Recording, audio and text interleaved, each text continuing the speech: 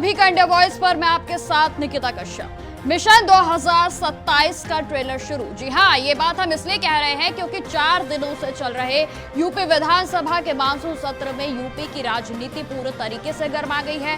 क्योंकि मंच तो विधानसभा का है, लेकिन बहस 2047 तक चली और मिशन 2027 का फोकस रहा।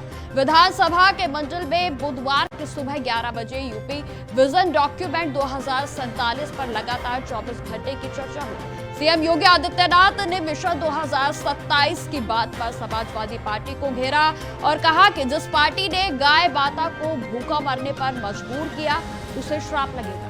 तो वहीं आपको बता दें, आगे उन्होंने यह भी कहा कि समाजवादी पार्टी 2027 में आने का सपना ना देखे। सीएम योगी ने समाजवादी पार्टी के शासनकाल पर जमकर हमला बोलते हुए यह भी कहा कि सपा के पास केवल परिवार डेवलपमेंट अथॉरिटी का ही मॉडल था। तो वहीं समाजवादी पार्टी और अन्य विपक्षी दलों ने आरोप लगाया है कि सरकार ने सिर्फ डॉक्यूमेंट्री और प्रचार में जनता का पैसा बर्बाद किया है।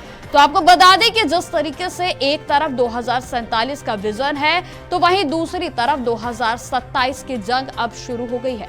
विधानसभा का ये सत्र साबित कर गया है कि चुनाव भले ही 2027 में होना है, लेकिन तैयारियां पूरे तरीके से शुरू हो गई हैं। अब मैं आपको ग्राफिक्स के माध्यम से समझाती हूं कि किस तरीके के आरोप और राजनीति इस समय पूरे तरीके से गरमाई हुई है। क्योंकि आपको जैसा कि जानकारी है कि विधानसभा सत्र का जो 24 घंटे बहस है वो लगातार जारी रही और जिसमें लगातार जिस तरीके से आरोप और प्रत्यारोप की राजनीति भी हुई है। तो उसमें आपको बता दें कि जहां समाजवादी पार्टी का लगातार कहना है कि इसमें जिस तरीके से योगी सरकार ने अपनी डॉक्यूमेंट्री और अपने प्रचार में जनता का पैसा बर्बाद किया है, तो वहीं आपको बता दें कि लगातार योगी सरकार का कहना है कि इनके काल में जिस तरीके से कानून व्यवस्था पूरे तरीके से चरमराई हुई थी और तमाम आरोप उनकी ओर से लगाए गए हैं। तो एक तरफ हम कह सकते हैं कि मिशन 2027 का ट्रेलर शुरू हो गया है, क्योंकि यूपी के विधानसभा में इस समय सियासी तूफान पूरे तरीके से चरम पर है।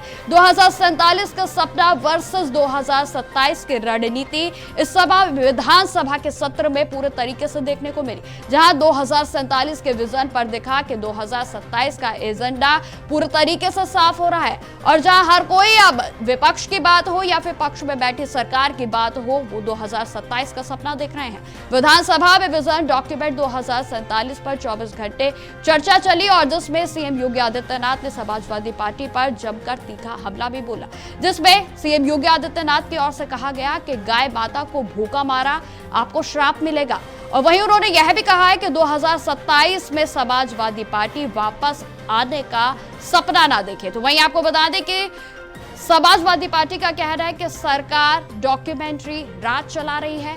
समाजवादी पार्टी के पास सिर्फ परिवार डेवलपमेंट का मॉडल है, ये सीएम योगी की ओर से कहा गया। तो वहीं आपको बता दें कि समाजवादी पार्टी भी आरोप लगाने से पीछे नहीं हट रही है, जिसमें समाजवादी पार्टी ने सरकार पर आरोप लगाए हैं कि जनता का पैसा पूरे तरीके से प्रचार में बर्बाद किया गया है। तो जिस तरीके से यह ऐतिहासिक बहस इस समय चल रही है और इसके बीच आरोप प्रत्यारोप की राजनीति भी पूरे तरीके से चरम पर है।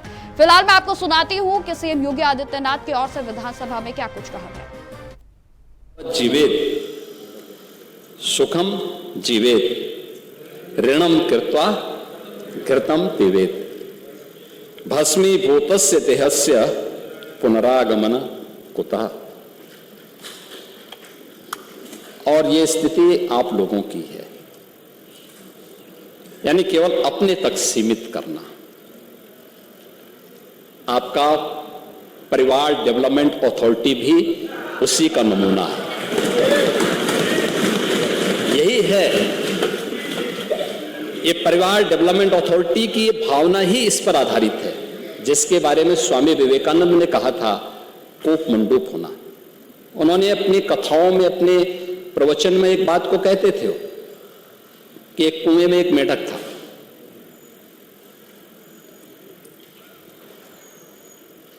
कुएं में पड़ा था, वहीं पैदा हुआ था, उसने दुनिया नहीं देखी थी।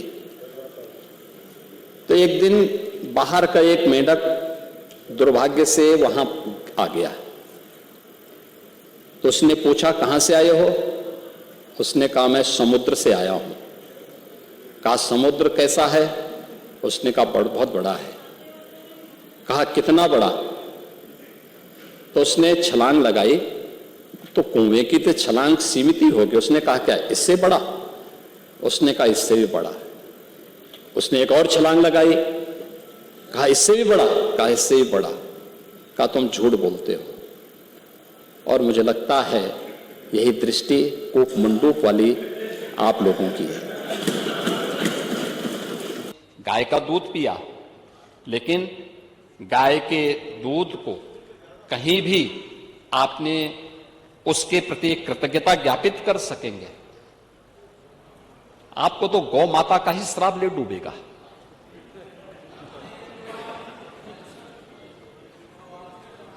हाँ, आज चिंता मत करिए पांडे जी, मैं शिक्षा में भी आ रहा हूं, चिंता मत करिए, मैं वो भी बात बता रहा हूं। नहीं, ये श्राप तो आपको लग पाएगा, और इसलिए 27 में आने का सपना मत देखिए। इसलिए मत देखिए क्योंकि ये सरकार अपने आध्यात्मिक विरासत और प्रतीकों का भी सम्मान करती है और अत्याधुनिक विकास पे भी ध्यान देती है। ये सपना आपका सपना ही रहेगा। मुझे, आपका नाम माता प्रसाद पांडे है, लेकिन मैं पंडित श्यामनारायण पांडे की एक पंक्तियों को मैं पढ़ूंगा आपके सामने। उन्होंने कहा था, यूपी की जो विरासत है ना, यूपी की विरासत पर हर व्यक्ति नहीं बैठ सकता है, हर व्यक्ति नहीं पा सकता है। और उन्होंने कहा था कि ये महाकाल का आसन है, इस पर न किसी का शासन है। नित सिसक रहा कमलासन है, यह सिंहासन सिंहासन है।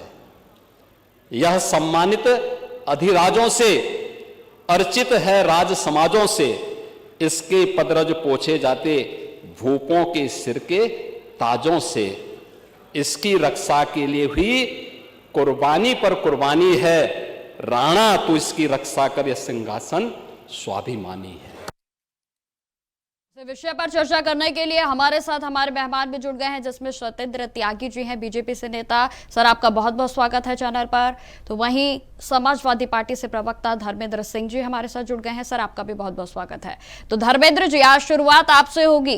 तो गाय माता का श्राप लगेगा आपको, सीएम योगी की ओर से साफ तौर पर कहा है, क्या कहेंगे आप? आपका पहला रिएक्शन। जी निकिता जी, हमारे साथी आपके दर्शकों को मेरा प्रणाम। अगर मुख्यमंत्री जी बोलते समय ये ध्यान रखते कि हम क्या बोल रहे हैं, तो शायद ये न बोलते। जिस तरह से उत्तर प्रदेश के अंदर सड़कों पर गौ माता टहल रही है, एक्सीडेंट का कारण बन रही है। हम लोगों ने अपनी आंखों से सड़कों पर जो जंगलों में दृश्य लोग देखने जाते थे, उस सड़कों देखने के लिए किस तरह से कुत्ते आदिम हो गए और गौ माता, जो घायल गौ माता, उनको नोच के खा रहे थे। इस तरह से इन्होंने जो गौशालाएं 100 का खुलवाने का काम किया, वहां पर जिंदा गौ माता के साथ अन्याय अत्याचार हो रहा है। और कई जगह तो अभी कल ही वीडियो आया कि जिंदा जो बीमार गौ माता थी, उनको जिंदा दफना दिया गया। तो गौ माता का नाम लेने के पहले मुख्यमंत्री जी की जवान को कांपना चाहिए था। खैर, जो बोलने में माहिर है वो उनकी बात है। दूसरी बात, विजन डॉक्यूमेंट 2047 ले आए, जो कम से कम जो आज नौजवान होगा, नौकरी की चाह में होगा, कैरियर बनाने की चाह में होगा, वो 22 साल इंतजार करने के बाद इनका जो सपना देखेगा, तब तक वो बुजुर्गों श्रेणी में आ जाएगा। जो आज 30 साल का होगा, 52 साल का हो जाएगा, और जो 35 साल का होगा, 57 साल का हो जाएगा। तो विजन डॉक्यूमेंट तो ये पूरी तरह से निराधार और काल्पनिक है।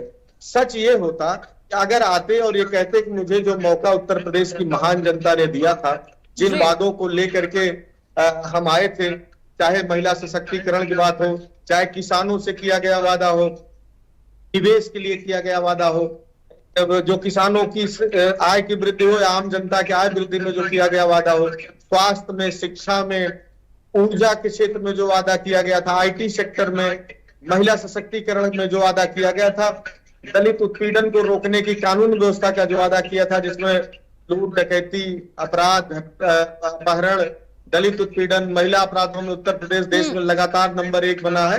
अगर इस पर कुछ बात करते कि हमने हाँ एक करके दिखाया, तो जरूर उत्तर प्रदेश की जनता से 24 जनता ने जवाब दिया।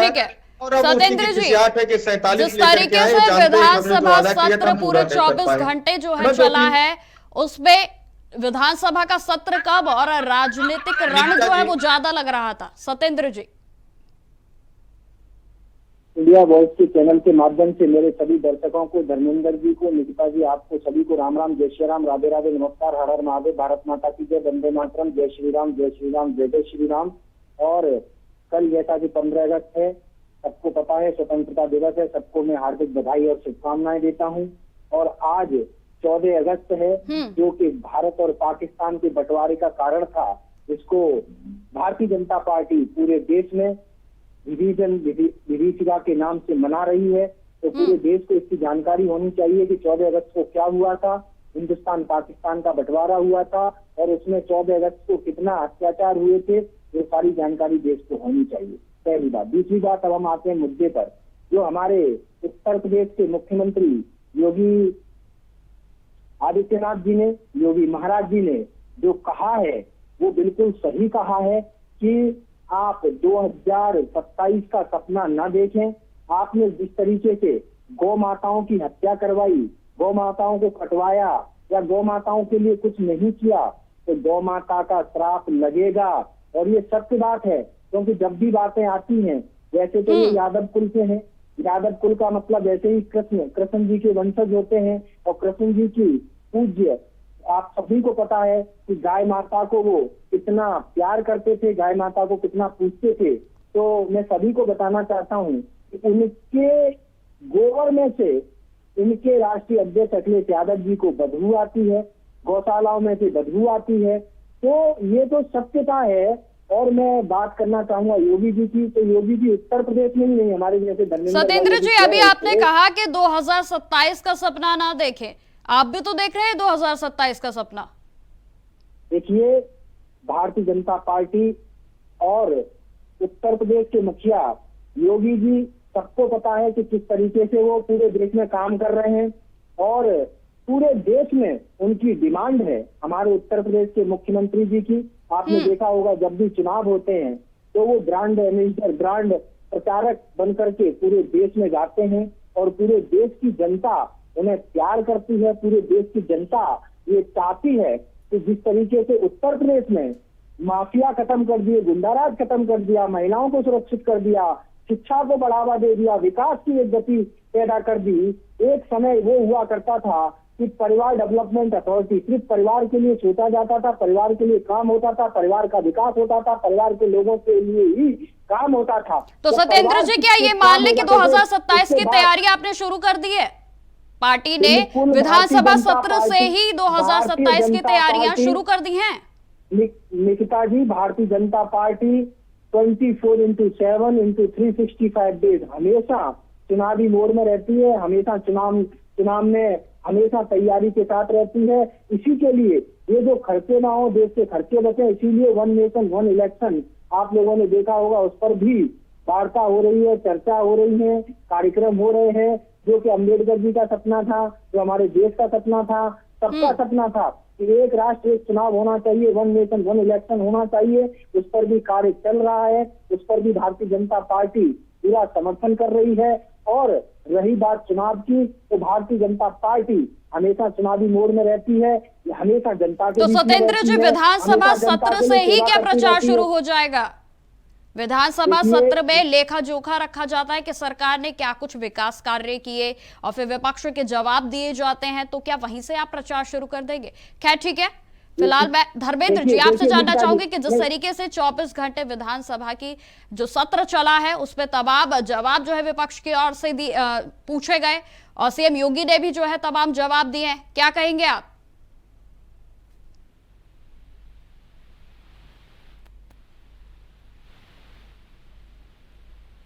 धर्मेंद्र जी, मैं आपकी आवाज नहीं सुन पा रही हूं। ठीक है सत्येंद्र जी, मैं आपसे ही जानना चाहूंगी, जिस तरीके से देखिए आपने कहा कि जो पार्टी है वो 24 घंटे जो है चुनावी मोड में ऑन रहती है, लेकिन विधानसभा सत्र जहां पर लेखा जोखा दिया जाता है, विकास कार्यों के बारे में बताया जाता है। देखिए निकिता जी, मैं आपको बताना चाहता हूं, देश की जनता को बताना चाहता हूं, इंडिया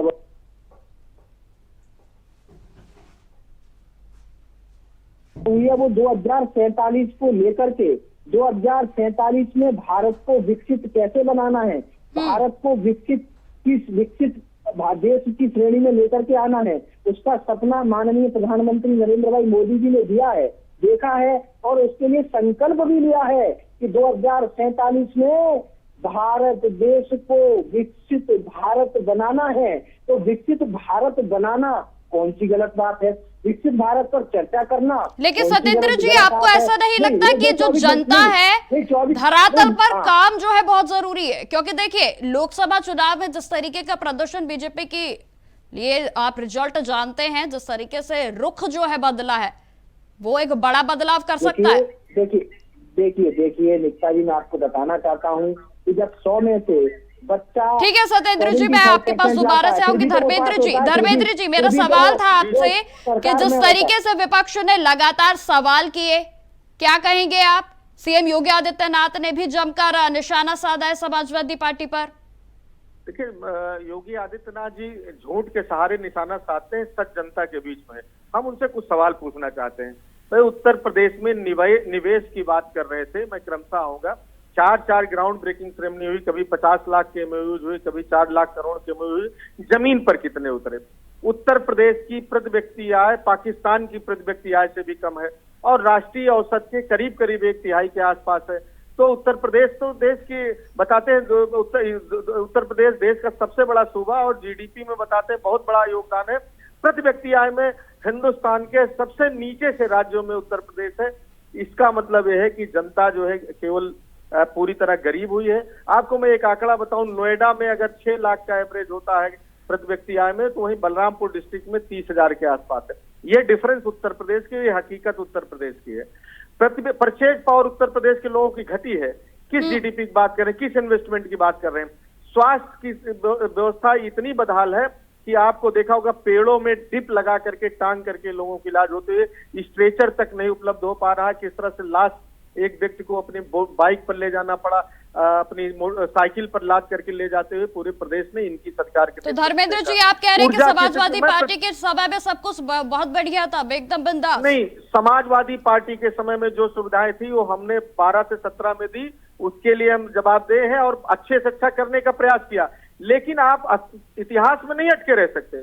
इन 8 सालों में उस व्यवस्थाओं को और सुधार करना चाहिए था और अच्छा करना चाहिए था। किसी अस्पताल में 100 बेड थे तो उसमें 500 होना चाहिए था, किसी में पहले सामान्य बेड थे तो रिक्लाइनर होना चाहिए था। ये चीजें विकास कोई ऐसी हुई नहीं कि एक बार बटन से दबा के आपने कर दिया। ये सतत प्रक्रिया है और जब विकास को कोई सरकार रोक देती है, उसको वहीं पर स्थापित कर देना चाहती है, आगे बढ़ाना नहीं चाहती, तो उस पर सवाल उठता है, उसकी नीयत पर सवाल उठता है। आप झूठ के सहारे कब तक राजनीति करेंगे? आप समाज को बंटवारा करके मुख्य मुद्दों से ध्यान हटा करके कितनी दूर तक ले जाते हैं, कितने दूर तक देश की और प्रदेश की जनता को मुख्य मुद्दों से भटका के रखना चाहते हैं, अपनी कुर्सी बचाए रखना चाहते हैं। सवाल यह है उत्तर प्रदेश की विधानसभा चलने जा रही थी, देश की संसद में वोट चोरी का मुद्दा प्रमुखता से उठ रहा है। जिस तरह से इन्होंने मतों को खारिज करके, जिस तरह से वोटर लिस्ट में गड़बड़ी करके, जिस तरह से मतदाताओं को मत डालने, तो उसके लिए तो सर चुनाव आयोग की ओर से तमाम प्रावधान भी किए गए हैं। उस समय ये फतेहपुर में दंगा कराने में इनकी पार्टी व्यस्त थी, तो सवाल उठना लाजमी है। ऊर्जा, मैं 2-3 चीजें कह रहा था। ऊर्जा हो गया, ऊर्जा के सेक्टर में अभी पूरे प्रदेश में बिजली के लिए हाहाकार मचा था। किस तरह से बिजली का सवाल पूछने पर इनके मंत्री जय श्री राम कह करके भाग रहे थे।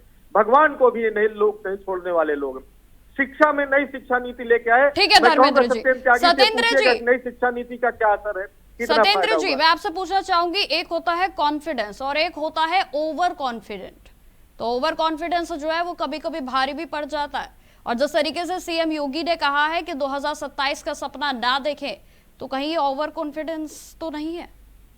देखिए ना, योगी जी कॉन्फिडेंस भारतीय जनता पार्टी कभी भी ओवर कॉन्फिडेंस में नहीं रहती है। भारतीय जनता पार्टी हमेशा जनता के बीच में, धरातल पर जनता की सेवा में लगी रहती है।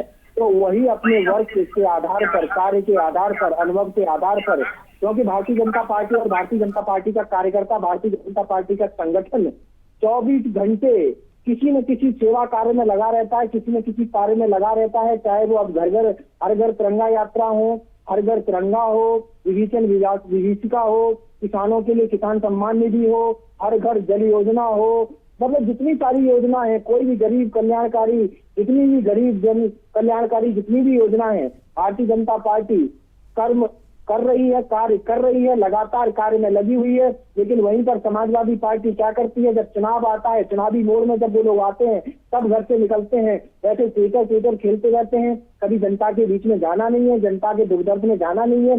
तो जब तक समाजवादी पार्टी और समाजवादी पार्टी के कार्यकर्ता घरों से नहीं निकलेंगे, घरों पर रहेंगे, घरों बाहर नहीं आएंगे, तो किस तरीके से जनता के बीच में आएंगे। मैं पूछना चाहता हूँ, कोरोना काल में कोरोना काल में कितने निकले बाहर, नहीं कब ये लोग बाहर निकलते हैं, कब जनता के बीच में जाते हैं। तो सत्येंद्र जी, आखिर आपके विपक्ष के पास इतने सवाल कैसे हैं? अगर आप सब चीजें समय पर कर रहे हैं, सभी चीजें जो है पूरी प्रमुखता के साथ हो रही हैं, तो आपका विपक्ष इतना नाराज क्यों है? विपक्ष इसलिए नाराज है, क्यों इतनी खामियां जो है वो सामने आती है? नहीं, विपक्ष के कुछ चंद लोग, कुछ चंद परिवार के कुछ सदस्य जो होते हैं, अब उनको उनके हिसाब से उनकी दलाली नहीं मिल रही है, वो भ्रष्टाचार नहीं कर पा रहे हैं, वो इनकम नहीं कर पा रहे हैं। तो सत्येंद्र जी, कहीं ना कहीं संतोषजनक जवाब है वो नहीं मिल पा रहा होगा। जनता की बात करिए, दलालों ने जनता की बात करिए, और अपने जनता कहाँ पर परेशान? नहीं, ये तो समाजवादी पार्टी के नेता परेशान है, समाजवादी पार्टी के कुछ लोग परेशान है, तो उनकी व्यक्तिगत परेशानी है, और उनकी व्यक्तिगत परेशानी है, उनको जिस तरीके से समाजवादी पार्टी में। धर्मेंद्र जी, मैं आपसे आपके कमेंट लेना चाहूंगी। जिस तरीके से लगातार जो विधानसभा में सत्र चला, 24 घंटे जो है बहस चली, क्या कहेंगे आप? वो नहीं कर पा रहे, संतोषजनक जवाब मिले?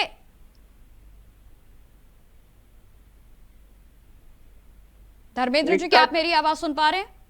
निकिता जी, इनसे पूछिए कि अभी रुपाई का सीजन चल रहा था, इनके दलालों ने मिलकर। धर्मेंद्र जी, आखिरी सवाल, देखिए समय का अभाव है, मैं आपसे आखिरी सवाल मैंने पूछा, आप जल्दी से जवाब दे दीजिए। भारतीय जनता पार्टी दलालों की पार्टी हो गई, तहसील थानों पे वसूली कराना, सत्येंद्र जी, आखिरी सवाल है आपसे। जिस तरीके से विधानसभा का सत्र चला है 24 घंटे, और सीएम योगी ने जो है पूरे तरीके से लताड़ा है। बिल्कुल सही लताड़ा है, लताड़ना भी चाहिए।